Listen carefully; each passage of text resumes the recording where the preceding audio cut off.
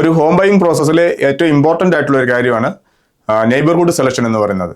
അപ്പോൾ നമ്മൾ നെയ്ബർഹുഡ് സെലക്ഷന് നിങ്ങളെ സഹായിക്കുന്ന രണ്ട് കാര്യങ്ങളെ കുറിച്ചാണ് നമ്മൾ ഈ വീഡിയോയിൽ പറയുന്നത്. നെയ്ബർഹുഡ് സെലക്ഷനെ സഹായിക്കുന്ന മറ്റ് രണ്ട് വീഡിയോകൾ നമ്മൾ ഇതിനു മുമ്പ് ചെയ്തിട്ടുണ്ട്. നിങ്ങളത് വാച്ച് ചെയ്തിട്ടില്ലെങ്കിൽ അതിൻ്റെ ലിങ്ക് ഞാൻ ഇതിൻ്റെ കമൻറ്റിൽ ഇട്ടേക്കാം. അപ്പോൾ മൂവിങ് ടു എൻമണൽ സീരീസിലെ മറ്റൊരു വീഡിയോയിലേക്ക് സ്വാഗതം. ഞാൻ നിങ്ങളുടെ സ്വന്തം റിയൽട്ടർ ജിജോ ജോർജ്. നിങ്ങൾ എൻമണലിൽ ഒരു ഫസ്റ്റ് ടൈം ഹോം വാങ്ങിക്കുന്ന ഒരാളാണെങ്കിലോ അല്ലെങ്കിൽ ഒരു ഇൻവെസ്റ്റ്മെൻറ്റ് പ്രോപ്പർട്ടി വാങ്ങിക്കുന്ന ഒരാളാണെങ്കിലോ നിങ്ങൾക്ക് ഉപകാരപ്രദമായ കുറേ അധികം കാര്യങ്ങൾ ഞങ്ങളുടെ ചാനലിൽ കാണാൻ സാധിക്കും. അത്തരം വീഡിയോകൾ മിസ് ചെയ്യാതിരിക്കാൻ നിങ്ങൾ ആഗ്രഹിക്കുന്നെങ്കിൽ ഞങ്ങളുടെ ചാനൽ സബ്സ്ക്രൈബ് ചെയ്യാവുന്നതാണ്. നിങ്ങൾ മറ്റൊരു പ്രൊവിൻസിൽ നിന്നും എഡ്മണ്ടനിലേക്ക് മൂവ് ചെയ്യാൻ പ്ലാൻ ചെയ്യുന്ന ഒരു വ്യക്തിയാണെങ്കിൽ അല്ലെങ്കിൽ ഒരു കൺഫ്യൂഷനിൽ ഇരിക്കുന്ന വ്യക്തിയാണെങ്കിൽ നിങ്ങൾക്ക് ഒരു ഇൻഫോർമഡ് ഡിസിഷൻ എടുക്കാൻ സഹായിക്കുന്ന top reasons to move to Edmonton എന്നൊരു ഇൻഡെപ്ത് വീഡിയോ ഞാൻ ഈ ചാനലിൽ ചെയ്തിട്ടുണ്ട്.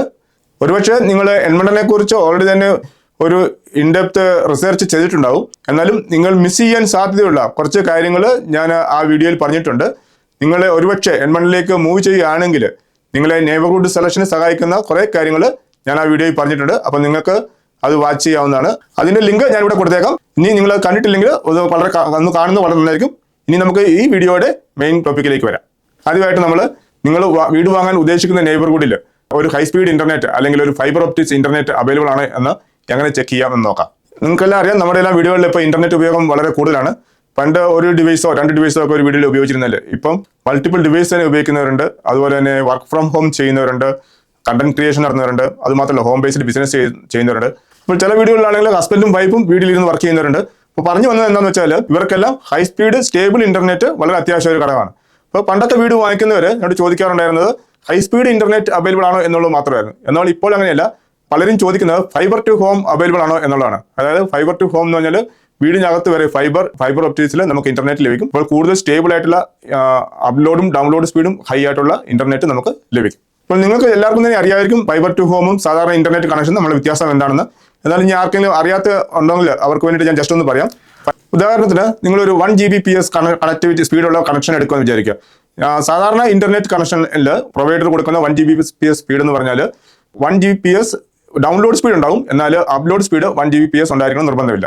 അതേസമയം 1 Gbps ഫൈബർ കേബിൾ വഴി എടുക്കുന്ന കണക്ഷൻ ആണെങ്കിൽ 1 Gbps അപ്ലോഡ് സ്പീഡും ഡൗൺലോഡ് സ്പീഡും ഉണ്ടായിരിക്കും. അതുമാത്രമല്ല ഫൈബർ ഓപ്റ്റിക്സ് ത്രൂ ഉള്ള ഇന്റർനെറ്റ് കുറച്ചുകൂടി സ്റ്റേബിളും ആയിരിക്കും. നിങ്ങൾ വീട്ടിൽ husband and wife multiple calls office calls ഒക്കെ ചെയ്യുന്നവരാണെങ്കിൽ അപ്പോൾ ഇത് ഇച്ചിരി സ്റ്റേബിൾ ആയിട്ടുള്ള ഇന്റർനെറ്റ് ആയിരിക്കും നമുക്ക് ലഭിക്കുക.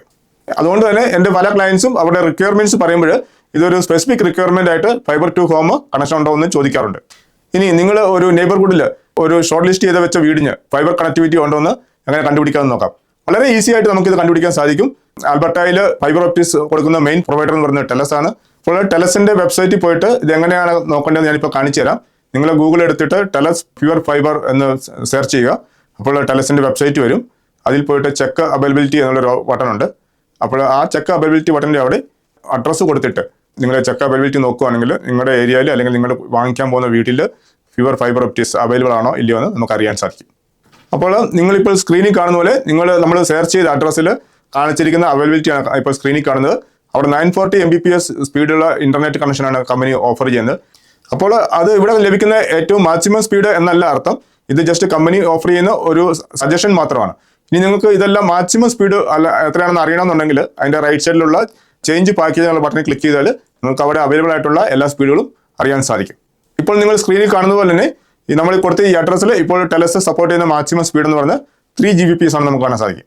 ഇനി അതുപോലെ തന്നെ ഇപ്പോൾ നിങ്ങൾ നോക്കുന്ന ഈ കമ്മ്യൂണിറ്റികൾ ഇപ്പോൾ ഇത് അവൈലബിൾ അല്ലെങ്കിൽ പോലും കമ്പനികളെല്ലാം തന്നെ വളരെ അഗ്രസീവായിട്ട് പുതിയ ലൈൻ ഇടുന്നുണ്ട്. അപ്പോൾ ഒരുപക്ഷെ നിയർ ഫ്യൂച്ചറിൽ തന്നെ നിങ്ങളുടെ കമ്മ്യൂണിറ്റിയിൽ അല്ലെങ്കിൽ നിങ്ങൾ കൊടുത്തിരിക്കുന്ന അഡ്രസ്സിൽ ഫൈബർ ടു ഹോം ഒക്കെ വരാനുള്ള ചാൻസ് ഉണ്ട്. ഇനി അടുത്ത പോയിന്റ് നമ്മൾ ഡിസ്കസ് ചെയ്യുന്നത് പ്രോക്സിമിറ്റി ടു ഡേ കൺവീനിയൻസ് എന്നുള്ളതാണ്. ഇത് കമ്മ്യൂണിറ്റി ചൂസ് ചെയ്യുമ്പോൾ വളരെ ഇമ്പോർട്ടൻ്റ് ആയിട്ടുള്ള ഒരു കാര്യമാണെന്ന് ഞാൻ പറയുന്നില്ല. പക്ഷേ ഡേ ലൈഫിൽ ചിലപ്പോൾ നിങ്ങളെ വളരെയധികം സഹായിക്കുന്നതായിരിക്കും. ഉദാഹരണത്തിന് ഇപ്പോൾ നിങ്ങൾ ഒരു വീടൊക്കെ വാങ്ങിച്ചു കഴിഞ്ഞാൽ വളരെയധികം യൂസ്ഫുൾ ആയിട്ടുള്ളതാണ് ഒരു ഹോം ഡിപ്പോട്ടിൽ പോവുക, അല്ലെങ്കിൽ നമ്മുടെ സാധനങ്ങളൊക്കെ വാങ്ങിക്കാനായിട്ട് കോസ്കോയിൽ പോവുക. ഇനി മലയാളികളാണെങ്കിൽ മലയാളി സാധനങ്ങളൊക്കെ വാങ്ങിക്കാനായിട്ട് മലയാളി കടകളിൽ പോവുക.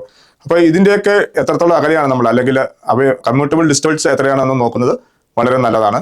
പ്രത്യേകിച്ച് ആൽബർട്ടയിൽ പോലുള്ള സ്ഥലത്ത് വെതറൊക്കെ വളരെ ചില സമയങ്ങളൊക്കെ എക്സ്ട്രീമൊക്കെ വരുന്ന സമയത്ത് നമുക്ക് പെട്ടെന്നൊന്ന് കടയിലോട്ട് പോകണം അല്ലെങ്കിൽ പെട്ടെന്ന് ഒരു സാധനം വാങ്ങിക്കണം എന്ന് ചിന്തിക്കുമ്പോൾ ഇതുപോലുള്ള ചെറിയ കാര്യങ്ങൾക്ക് വളരെ ഉപകാരപ്രദമായിരിക്കും. ഇനി അതുമല്ല, നമ്മൾ രണ്ട് കമ്മ്യൂണിറ്റിയിൽ രണ്ട് വീട് കണ്ടു, ഏതാണ് ചൂസ് ചെയ്യേണ്ടത് നമുക്ക് പെട്ടെന്ന് കിട്ടുന്നില്ല. അപ്പോൾ ഒരു ടൈ ബ്രേക്ക് എന്നുള്ള നിലയിൽ ഇതൊരു ഫാക്ടറായിട്ട് നമുക്ക് വേണമെങ്കിൽ യൂസ് ചെയ്യാവുന്നതാണ്.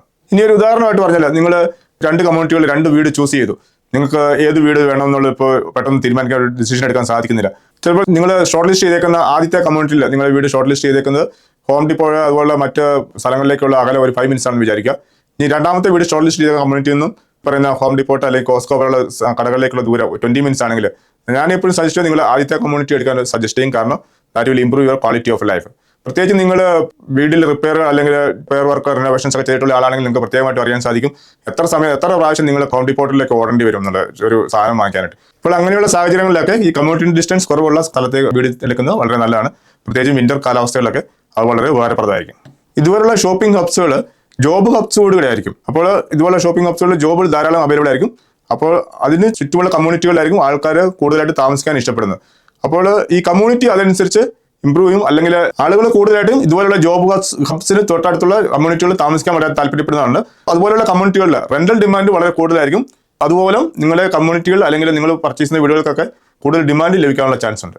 അപ്പോൾ ഷോപ്പിംഗ് ഹബ്സ് മാത്രമല്ല മറ്റ് ബിഗ് പ്രൊജക്റ്റുകൾ എന്തെങ്കിലും ആ കമ്മ്യൂണിറ്റിയോട് ചേർന്ന് വരുന്നുണ്ട് അല്ലെങ്കിൽ നെയ്ബർഹുഡിനോട് ചേർന്ന് വരുന്നുണ്ടെങ്കിൽ അതും കൺസിഡർ ചെയ്യാവുന്ന ഒരു കാര്യമാണ്. ഉദാഹരണത്തിന് ഹോസ്പിറ്റലൊക്കെ വരുന്ന ഹോസ്പിറ്റലിലൊക്കെ വരുന്നുണ്ടെങ്കിൽ അതിനടുത്തുള്ള നെയ്ബർഹുഡിലും റെന്റൽ ഡിമാൻഡ്സ് വളരെ കൂടുതലാണ്. ഒരു ഉദാഹരണം പറയുവാണെങ്കിൽ West Edmonton Mall is one of the largest employer in Alberta. അപ്പോൾ ഇതുപോലെ കൂടുതൽ ആളുകൾ ഒക്കെ വന്നു ചേർന്ന സ്ഥലങ്ങളെ ബേസ് ചെയ്താണ് ട്രാൻസിറ്റ് ഹബ്ബുകൾ രൂപപ്പെടുന്നത്. അതിനൊരു ഉദാഹരണമാണ് എഡ്മണ്ടം സൗത്ത് ഗേറ്റ്. അതിനോട് ചേർന്നാണ് ETSന്റെ ഒരു സ്റ്റേഷനുണ്ട്, അതുപോലെ LRT സ്റ്റേഷനും ഉണ്ട്. അപ്പോൾ സറൗണ്ടിങ് ആയിട്ടുള്ള നെയ്ബർഹുഡ്സിന് അതിന്റെ അഡ്വാൻറ്റേജസ് കിട്ടും, അതുപോലെ ഡിമാൻഡ് ഉയരുന്നതിന് ചാൻസ് ഉണ്ട്. ഇനി നോർത്ത് ഗേറ്റ് എടുക്കുകയാണെങ്കിൽ ട്രാൻസിറ്റ് സ്റ്റേഷൻ ഓൾറെഡി വന്നു കഴിഞ്ഞു, അതുപോലെ ഒരു ഫ്യൂച്ചർ LRT സ്റ്റേഷന് പ്ലാൻ ചെയ്യുന്നുണ്ട്. അപ്പോൾ ഞാൻ പറഞ്ഞു വന്നത് ഷോപ്പിംഗ് ഹബ്സിന്റെ കാര്യം മാത്രമല്ല, നിങ്ങളുടെ വേ ഓഫ് ലൈഫ് സ്റ്റൈൽ അപ്പോൾ അതെന്താണോ അതിനാവശ്യമായ കാര്യങ്ങൾ നിങ്ങൾ ചൂസ് ചെയ്യുന്ന നെയ്ബർഹുഡിന് സമീപത്തായിട്ട് ഉണ്ടെന്ന് ഉറപ്പുവരുത്തുക. അപ്പോൾ ഒരു ഉദാഹരണമായിട്ട് പറഞ്ഞാൽ നിങ്ങൾ വളരെ ബാഡ്മിന്റൺ ഒക്കെ ഒരുപാട് കളിക്കുന്ന ആൾക്കാരാണ്, അല്ലെങ്കിൽ കുട്ടികളെ ബാഡ്മിന്റൺ ട്രെയിനിങ്ങിനെ കൊണ്ടുപോകുന്ന ആൾക്കാരാണെങ്കിൽ, പ്രാക്ടീസിനെ കൊണ്ടുപോകുന്ന ആൾക്കാരാണെങ്കിൽ, അപ്പോൾ അങ്ങനെയുള്ള സൗകര്യങ്ങൾ നിങ്ങളുടെ കമ്മ്യൂണിറ്റിക്ക് അടുത്തുണ്ടെങ്കിൽ അത് വളരെ എളുപ്പമായിരിക്കും. അപ്പം ഇപ്പോൾ നിങ്ങളിപ്പോൾ സ്ക്രീനിൽ കാണുന്നത് എഡ്മണ്ടനിലെ 2 മേജർ ബാഡ്മിന്റൺ ക്ലബ്ബുകളുടെ ലൊക്കേഷനാണ്. ഒന്ന് നോർത്ത് വെസ്റ്റിലാണ്, മറ്റൊന്നുള്ളത് സൗത്തിൽ ലഡൂക്കിനോട് ചേർന്നാണ്. അപ്പോൾ ഇതിനടുത്തുള്ള ഒരു നെയ്ബർഹുഡാണ് നിങ്ങൾ ചൂസ് ചെയ്യുന്നതെങ്കിൽ അത് കുറച്ചുകൂടെ പ്രാക്ടിക്കൽ ആയിരിക്കും നിങ്ങൾക്ക്. അപ്പോൾ നമ്മൾ പറഞ്ഞു വന്നത് എന്താണെന്ന് വെച്ചാൽ ബാഡ്മിന്റൺ ക്ലബ്ബുകൾ മാത്രമല്ല, നിങ്ങൾ സാധാരണ വീടൊക്കെ വാങ്ങിക്കുമ്പോൾ എല്ലാവരും ചെക്ക് ചെയ്യുന്നതാണ് സ്കൂളൊക്കെ അടുത്തുണ്ടോ എന്ന് ചെക്ക് ചെയ്യാറുണ്ട്. പക്ഷേ അവരുടെ ലൈഫ് സ്റ്റൈലിന് ആവശ്യമായ കാര്യങ്ങൾ അവിടെ ഉണ്ടോ എന്ന് പലരും വീട് വാങ്ങിച്ച ശേഷമായിരിക്കും ചെക്ക് ചെയ്യുക. അപ്പോൾ ഇതൊരു ഇമ്പോർട്ടൻറ്റ് കാര്യമല്ല, പക്ഷേ നിങ്ങൾ 2 നെയ്ബർഹുഡ് നമ്മൾ ചൂസ് ചെയ്യാനായിട്ട് ഒരു കൺഫ്യൂഷനിൽ നിൽക്കുമ്പോൾ ഇതൊരു ഫാക്ടറായിട്ട് നിങ്ങൾക്ക് ഒരു ടൈ ബ്രേക്കറായിട്ട് വേണമെങ്കിൽ യൂസ് ചെയ്യാവുന്നതാണ്. ഇതുപോലുള്ള ലൈഫ് സ്റ്റൈലിന് ആവശ്യമായ കാര്യങ്ങൾ അതിൻ്റെ നിങ്ങൾ ചൂസ് ചെയ്യുന്ന നെയ്ബർഹുഡിന് അടുത്തായിട്ടുണ്ടോ എന്നുള്ളത്. അപ്പോൾ ഈ പറഞ്ഞ കാര്യങ്ങളൊക്കെ ഒരു വലിയ ക്രിട്ടിക്കൽ പോയിന്റ്സ് ഒന്നുമല്ല, അല്ലെങ്കിൽ ഒരു ഡീൽ ബ്രേക്കർ ഒന്നുമല്ല. ഇതിന് മുമ്പുള്ള വീഡിയോകൾ കണ്ടിട്ടുണ്ടെങ്കിൽ നിങ്ങൾക്ക് ഒരുപക്ഷെ അറിയാമായിരിക്കും എഡ്മണ്ടൻ എനിവർ ടു എനിവർ ഒരു 30 മിനിറ്റ്സിൽ നമുക്ക് ഓടിയെത്താൻ സാധിക്കും. പക്ഷേ നിങ്ങൾ 2 കമ്മ്യൂണിറ്റി നമ്മൾ ചൂസ് ചെയ്യുമ്പോൾ ഏതാണെന്നുള്ള ഒരു കൺഫ്യൂഷൻ ഇരിക്കുകയാണെങ്കിൽ ഒരു ടൈ ബ്രേക്കർ എന്നുള്ള രീതിയിൽ ഇതുപോലുള്ള ഫാക്ടേഴ്സ് യൂസ് ചെയ്യാൻ സാധിക്കും. അപ്പോൾ ഈ വീഡിയോയിൽ പറഞ്ഞ 2 കാര്യങ്ങളും നിങ്ങൾക്ക് ഇഷ്ടമായെന്ന് വിചാരിക്കുന്നു. ഇതുപോലെയുള്ള വീഡിയോകൾ ധാരാളം ഞങ്ങളുടെ ചാനലിൽ വരുന്നുണ്ട്. അത്തരം വീഡിയോകൾ നിങ്ങൾ മിസ് ചെയ്യാതിരിക്കാൻ നിങ്ങൾ ആഗ്രഹിക്കുന്നെങ്കിൽ എൻ്റെ ചാനൽ സബ്സ്ക്രൈബ് ചെയ്യാവുന്നതാണ്. അപ്പോൾ മറ്റൊരു വീഡിയോ കാണാം. ബൈ.